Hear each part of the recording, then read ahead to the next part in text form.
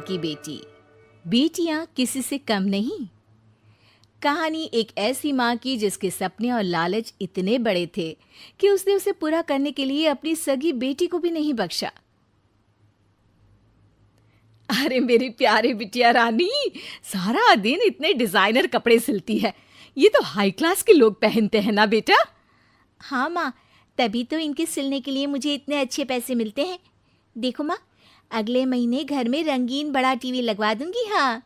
अरे जीती रहे बेटा। वैसे कोई ऐसा काम कर जिससे एक बार में ही ढेरों पैसे आ जाए। आने को तो इसमें भी अच्छी कमाई है माँ, लेकिन एक दिन में एक ही कपड़ा सिलो तो आराम भी है ना। वैसे क्या करना है माँ इतने पैसों का? अरे तू बड़ी भोली है बेटा।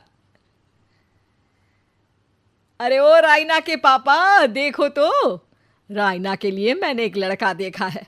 पैसे तो इतने हैं कि लाखों रोज इधर से उधर हो भी जाए तो पता ना चले। वो तो ठीक है, लेकिन इतने बड़े घर का लड़का हमारी रायना से शादी क्यों करेगा? अरे कैसी बात कर रहे हैं आप? क्यों नहीं करेगा? अरे करेगा ना, कमी क्या है हमारी रायना में? अच्छा, फोटो तो दिखा दो, कैसा है लड़का? कहीं ऐसा ना हो कि कोई बूढ़ा निकले। अरे थोड़ी सी उम्र में बड़ा लड़का कोई बूढ़ा नहीं होता। ये देखो। फोटो किसी लड़के की नहीं बल्कि एक आदमी की थी। ये क्या बकवास है? कौन है ये? इसके बेटे की फोटो दिखाओ। जी ये वो लड़का ही है। अरे साधना, तुम सगी माँ हो या सौतेली? अरे पैसा रहेगा तो राज करेगी ना। मेरे जीते जी मैं अपनी बेटी की शादी इतने बूढ़े आदमी से बिल्कुल नहीं करूंगा। जब मैं अपनी बेटी के लिए लड़का पसंद नहीं कर सकती तो मेरा इस घर में रहने का अधिकार ही नहीं है। जैसे ही वो जाने लगती है कि तभी रायना वहां आ जाती है। माँ, आप जहां बोलेंगी मैं वहां शादी कर लूंगी, आप कहीं मत जाइए। और फिर रायना की शादी अपने से 11 साल बड़े राधा राम से हो जाती है। शादी के बाद एक दिन, अरे माँ, कैसे आना हुआ आपका? अरे बेटी, घर में आने के लिए कुछ सोचना होता है क्या? ये लो, पूरे 2 दर्जन केले हैं बेटा। शुक्रिया माँ, वैसे और बताइए। बेटा, तेरे पापा की तबीयत खराब हो गई है और तू तो जानती है कि उनकी कमाई कितनी है। अगर तुझसे कुछ पैसों का इंतजाम हो जाए तो। माँ, मेरे पास पैसे कहाँ से आएंगे? अरे वाह बेटी, तू तो गिरगिट की तरह रंग बदल रही है। अरे तुझे पढ़ाया लिखाया, तेरी शादी में पैसा लगाया, अब तेरे मायके वालों को जरूरत है तो तू ऐसे जवाब देगी? अरे अरे माँ, ऐसे मत बोल। मेरी मुंह दिखाए में जो पैसे मिले थे ना, वो मैं तुझे दे देती हूँ। लेकिन अगली बार से आपको जब पैसों की ज़रूरत हो तो आप कुछ दिनों पहले ही बता देना। अरे ठीक है, तो अभी से सुन ले, अगले महीने भी पैसों का इंतज़ाम करके रखना, मैं आकर ले जाऊंगी। तभी वहाँ रायना की सास आ जाती है। अरे अरे समधन जी, कैसे आना हुआ? और कुछ खाया पिया आपने?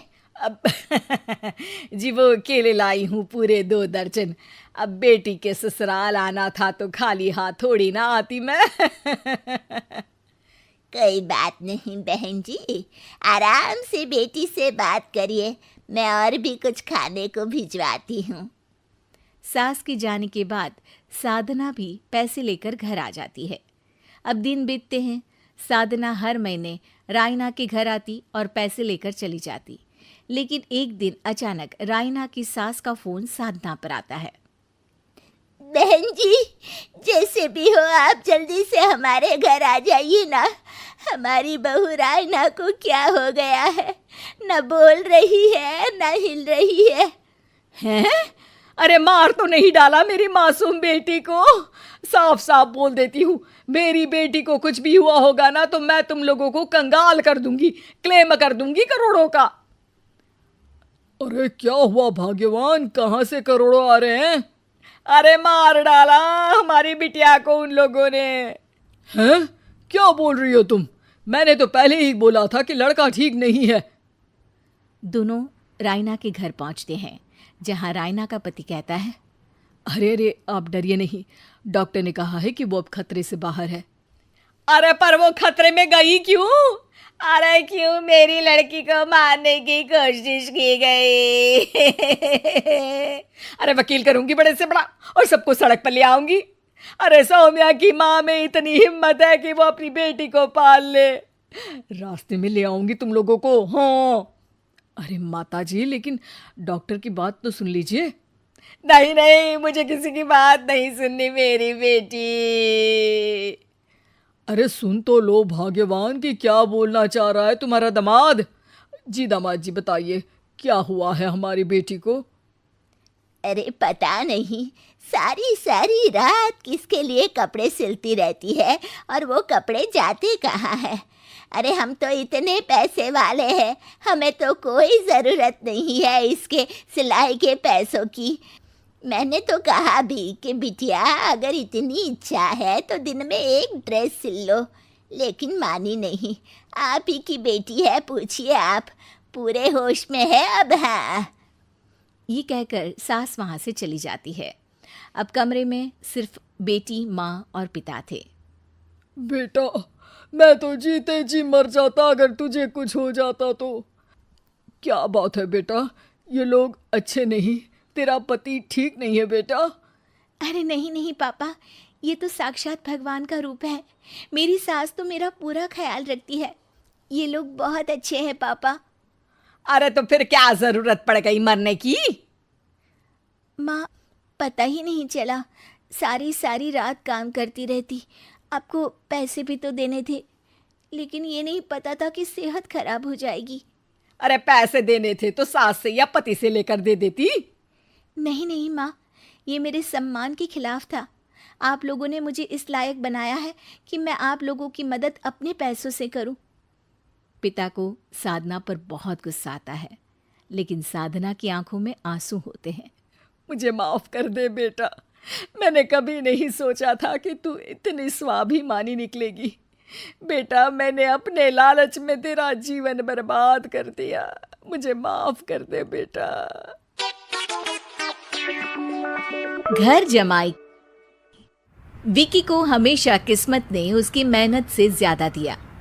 पैदा हुआ एक बड़े घर में, मुंह में चांदी की चम्मच लेकर, और शादी भी की एक उससे भी बड़े घर में, सोने की चम्मच मुंह में लेकर। उसे मेहनत करने का शौक नहीं था। एक शौक था, वो भी घटिया शायरी करने का। उसकी हर बात शायराना ही होती थी। जैसे कि एक दिन, दूर से देखा तो चांद पे दाग था, दूर से देखा तो चांद पे दाग था, पास से देखा साबुन का छाग था। ठोको ताली।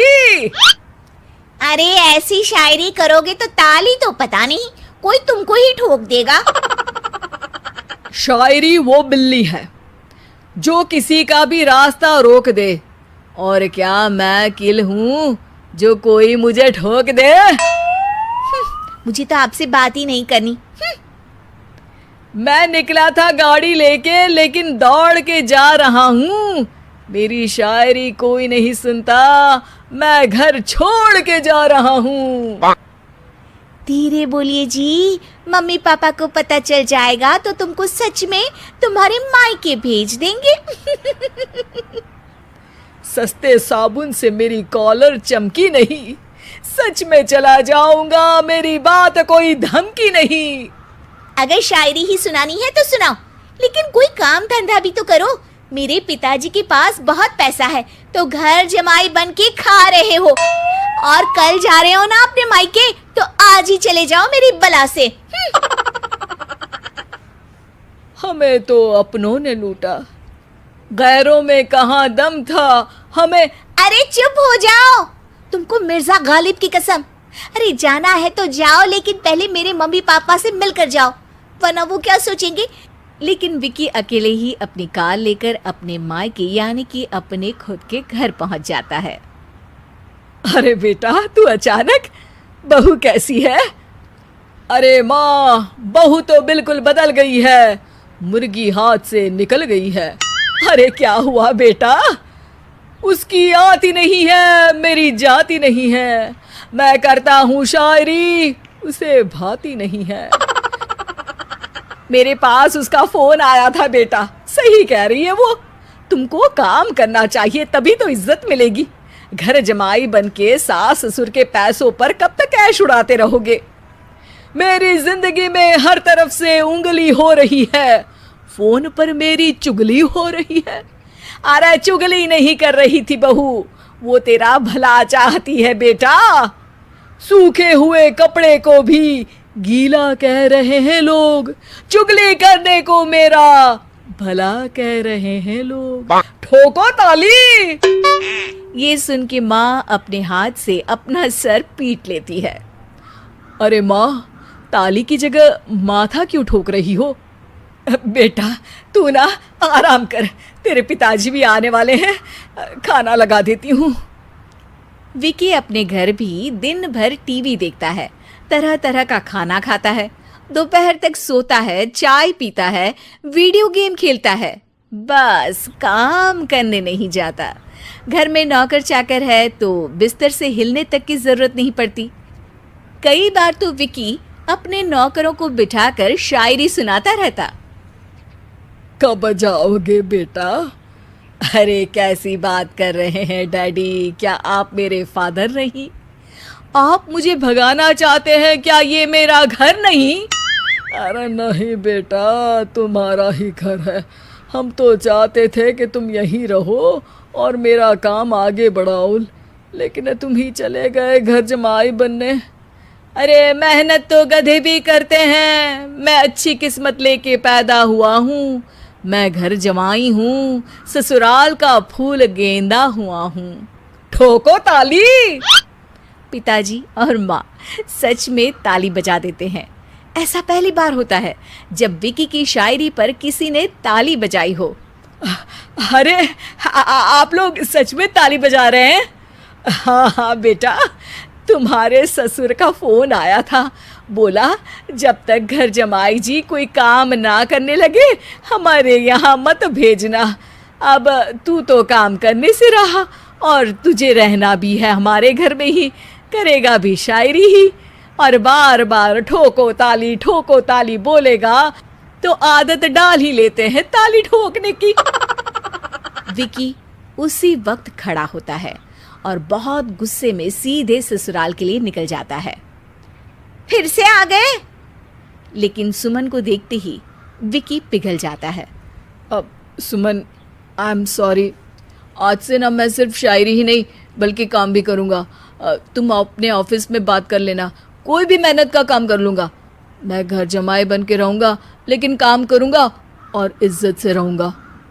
मतलब सिर्फ तुम नहीं आए हो, तुम्हारे साथ तुम्हें अकल भी आ गई है। मैं अपने कारखाने का मैनेजर बनाता हूँ तुमको, कल से मेरे साथ चलना वहाँ। थैंक यू ससुर जी। थैंक यू से काम नहीं चलेगा, एक शायरी सुनानी पड़ेगी। है जरूर।